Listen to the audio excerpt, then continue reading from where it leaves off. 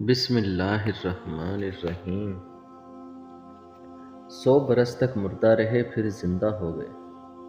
اکثر مفسرین کے نزدیک یہ واقعہ حضرت عزیر بن شرخیہ علیہ السلام کا ہے، جو بنی اسرائیل کے ایک نبی ہیں۔ واقعے کی تفصیل یہ ہے کہ جب بنی اسرائیل کی بدعمالیاں بہت زیادہ بڑھ گئیں تو ان پر خدا کی طرف سے یہ عذاب آیا کہ بخت نصر بابلی ایک کافر بادشاہ نے بہت بڑی فوج کے ساتھ بیت المقدس پر حملہ کر دیا اور شہر کے 1 لاکھ باشندوں کو قتل کر دیا اور 1 لاکھ کو ملک شام میں ادھر ادھر بکھیر کر آباد کر دیا اور 1 لاکھ کو گرفتار کر کے لونڈی اور غلام بنا لیا۔ حضرت عزیر علیہ السلام بھی انہی قیدیوں میں سے تھے۔ اس کے بعد اس کافر بادشاہ نے پورے شہر بیت المقدس کو توڑ پھوڑ کر مسمار کر دیا اور بالکل ہی ویران بنا ڈالا۔ بخت نصر کون تھا؟ قوم عمالقہ کا ایک لڑکا ان کے بت نصر کے پاس لاوارث پڑا ہوا ملا۔ چونکہ اس کے باپ کا نام کسی کو نہیں معلوم تھا، اس لیے لوگوں نے اس کا نام بخت نصر، نصر کا بیٹا رکھ دیا۔ خدا کی شان کہ یہ لڑکا بڑا ہو کر قہرۂ صف بادشاہ کی طرف سے سلطنت بابل پر گورنر مقرر ہو گیا۔ پھر یہ خود دنیا کا بہت بڑا بادشاہ ہو گیا۔ کچھ دنوں کے بعد حضرت عزیر علیہ السلام جب کسی طرح بخت نصر کی قید سے رہا ہوئے تو اپنے گدھے پر سوار ہو کر اپنے شہر بیت المقدس میں داخل ہوئے۔ اپنے شہر کی ویرانی اور بربادی دیکھ کر ان کا دل بھر آیا اور وہ رو پڑے۔ چاروں طرف چکر لگایا مگر انہیں کسی انسان کی شکل نظر نہیں آئی۔ ہاں یہ دیکھا کہ وہاں کے درختوں پر خوب زیادہ پھل آئے ہیں جو پک کر تیار ہو چکے ہیں، مگر کوئی ان پھلوں کو توڑنے والا نہیں۔ یہ منظر دیکھ کر نہایت ہی حسرت و افسوس کے ساتھ بے اختیار آپ کی زبان مبارک سے یہ جملہ نکل پڑا: اس شہر کی ایسی بربادی اور ویرانی کے بعد بھلا کس طرح اللہ تعالیٰ پھر اس کو آباد کرے گا؟ پھر آپ نے کچھ پھلوں کو توڑ کر تناول فرمایا اور انگوروں کو نچوڑ کر اس کا شیرہ نوش فرمایا۔ پھر بچے ہوئے پھلوں کو اپنے جھولے میں ڈال لیا اور بچے ہوئے انگور کے شیرہ کو اپنی مشک میں بھر لیا اور اپنے گدھے کو ایک مضبوط رسی سے باندھ دیا اور پھر آپ ایک درخت کے نیچے لیٹ کر سو گئے۔ اسی نیند کی حالت میں آپ کی وفات ہو گئی اور اللہ تعالیٰ نے درندوں، پرندوں، چرندوں اور جن و انسان سب کی آنکھوں سے آپ کو اوجھل کر دیا کہ کوئی آپ کو نہ دیکھ سکے۔ یہاں تک کہ 70 برس کا زمانہ گزر گیا تو ملک فارس کے بادشاہوں میں سے ایک بادشاہ اپنے لشکر کے ساتھ بیت المقدس کے اس ویرانے میں داخل ہوا اور بہت سے لوگوں کو یہاں لا کر بسایا اور شہر کو پھر دوبارہ آباد کر دیا اور بچے کچھ بنی اسرائیل جو اطراف و جوانی میں بکھرے ہوئے تھے سب کو بلا بلا کر اس شہر میں آباد کر دیا اور ان لوگوں نے نئی عمارتیں بنا کر اور قسم قسم کے باغات لگا کر اس شہر کو پہلے سے بھی زیادہ خوبصورت اور بارونق بنا دیا۔ جب حضرت عزیر علیہ السلام کو پورے 100 برس وفات کی حالت میں ہو گئے تو اللہ تعالیٰ نے آپ کو زندہ فرمایا تو آپ نے دیکھا کہ آپ کا گدھا مر چکا ہے اور اس کی ہڈیاں گل سڑ کر ادھر ادھر بکھری پڑی ہیں، مگر تھیلے میں رکھے ہوئے پھل اور مشک میں رکھا ہوا انگور کا شیرہ بالکل خراب نہیں ہوا۔ نہ پھلوں میں کوئی تغیر، نہ شیرے میں کوئی بو باس یا بدمزگی پیدا ہوئی۔ اور آپ نے یہ بھی دیکھا کہ اب بھی آپ کے سر اور داڑھی کے بال کالے ہیں اور آپ کی عمر وہی 40 برس ہے۔ آپ حیران ہو کر سوچ و بچار میں پڑے ہوئے تھے کہ آپ پر وحی اتری اور اللہ تعالیٰ نے آپ سے دریافت فرمایا کہ اے عزیر، آپ کتنے دنوں تک یہاں رہے؟ تو آپ نے خیال کر کے کہا کہ میں صبح کے وقت سویا تھا اور اب عصر کا وقت ہو گیا ہے۔ یہ جواب دیا کہ میں دن بھر یا دن بھر سے کچھ کم سوتا رہا۔ تو اللہ تعالیٰ نے فرمایا کہ نہیں اے عزیر، تم پورے 100 برس یہاں ٹھہرے رہے، اب تم ہماری قدرت کا نظارہ کرنے کے لیے ذرا اپنے گدھے کو دیکھو، اس کی ہڈیاں گل سڑ کر بکھر چکی ہیں، اور اپنے کھانے پینے کی چیزوں پر نظر ڈالو کہ ان میں کوئی خرابی اور بگاڑ پیدا نہیں ہوا۔ پھر ارشاد فرمایا کہ اے عزیر، اب تم دیکھو کہ کس طرح ہم ان ہڈیوں کو اٹھا کر ان پر گوشت پوش چڑھا کر اس گدھے کو زندہ کرتے ہیں۔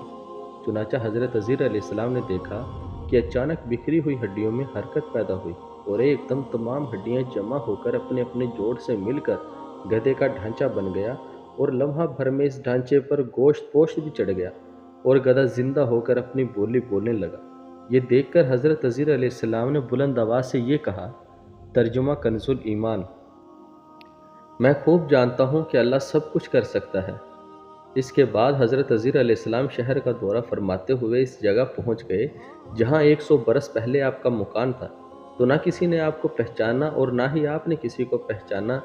ہاں البتہ یہ دیکھا کہ ایک بہت ہی بوڑھی اور اپاہج عورت مکان کے پاس بیٹھی ہے جس نے اپنے بچپن میں حضرت عزیر علیہ السلام کو دیکھا تھا۔ آپ نے اس سے پوچھا کہ کیا یہی عزیر کا مکان ہے؟ تو اس نے جواب دیا کہ جی ہاں۔ پھر بڑھیا نے کہا کہ عزیر کا کیا ذکر کرتے ہو؟ ان کو تو 100 برس ہو گئے ہیں کہ وہ بالکل ہی لاپتہ ہو چکے ہیں۔ یہ کہہ کر بڑھیا رونے لگی تو آپ نے فرمایا کہ اے بڑھیا، میں ہی عزیر علیہ السلام ہوں۔ تو بڑھیا نے کہا کہ سبحان اللہ، آپ کیسے عزیر ہو سکتے ہیں؟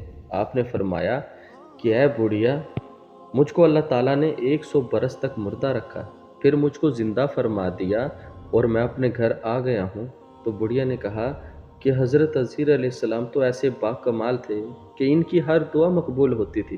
اگر آپ واقعی حضرت عزیر علیہ السلام ہیں تو میرے لیے دعا کر دیجئے کہ میری آنکھوں میں روشنی آ جائے اور میرا فالج اچھا ہو جائے۔ حضرت عزیر علیہ السلام نے دعا کر دی تو بڑھیا کی آنکھیں ٹھیک ہو گئیں اور اس کا فالج بھی اچھا ہو گیا۔ پھر اس نے غور سے جب آپ کو دیکھا تو پہچان لیا اور بول اٹھی کہ میں شہادت دیتی ہوں کہ آپ یقیناً حضرت عزیر علیہ السلام ہی ہیں۔ پھر وہ بڑھیا آپ کو لے کر بنی اسرائیل کے محلے میں گئی۔ اتفاق سے وہ سب لوگ ایک مجلس میں جمع تھے اور اسی مجلس میں آپ کا لڑکا بھی موجود تھا جو 118 برس کا ہو چکا تھا، اور آپ کے چند پوتے بھی تھے جو سب بوڑھے ہو چکے تھے۔ بڑھیا نے مجلس میں شہادت دی اور اعلان کیا کہ اے لوگو، بلا شبہ یہ حضرت عزیر علیہ السلام ہی ہیں۔ مگر کسی نے بڑھیا کی بات کو صحیح نہیں مانا۔ اتنے میں ان کے لڑکے نے کہا کہ میرے باپ کے دونوں کندھوں کے درمیان ایک کالے رنگ کا مسا تھا جو چاند کی شکل کا تھا۔ چنانچہ آپ نے اپنا کرتا اتار کر دکھایا تو وہ مسا موجود تھا۔ پھر لوگوں نے کہا کہ حضرت عزیر کو تو تورات زبانی یاد تھی، اگر آپ عزیر ہیں تو زبانی تورات پڑھ کر سنائیے۔ آپ نے بغیر کسی جھجک کے فوراً پوری تورات پڑھ کر سنا دی۔ بخت نصر بادشاہ نے بیت المقدس کو تباہ کرتے وقت 40,000 تورات کے عالموں کو چن چن کر قتل کر دیا تھا، اور تورات کی کوئی جلد بھی اس نے زمین پر باقی نہیں چھوڑی تھی۔ اب یہ سوال پیدا ہوا کہ حضرت عزیر نے تورات صحیح پڑھی ہے یا نہیں؟ تو ایک آدمی نے کہا کہ میں نے اپنے باپ سے سنا ہے کہ جس دن ہم لوگوں کو بخت نصر نے گرفتار کیا تھا، اسی دن ایک ویرانے میں ایک انگور کی بیل کی جڑ میں تورات کی ایک جلد دفن کر دی گئی تھی۔ اگر تم لوگ میرے دادا کے انگور کی جگہ کی نشاندہی کر دو تو میں تورات کی ایک جلد برآمد کر دوں گا۔ اس وقت پتہ چل جائے گا کہ حضرت عزیر نے جو تورات پڑھی ہے وہ صحیح ہے یا نہیں۔ چنانچہ لوگوں نے تلاش کر کے اور زمین کھود کر تورات کی جلد نکال لی تو وہ حرف بحرف حضرت عزیر کی زبانی یاد کی ہوئی تورات کے مطابق تھی۔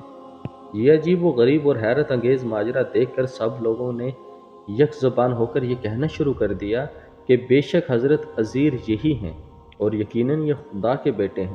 چنانچہ اسی دن سے یہ غلط اور مشرکانہ عقیدہ یہودیوں میں پھیل گیا کہ معاذ اللہ حضرت عزیر خدا کے بیٹے ہیں۔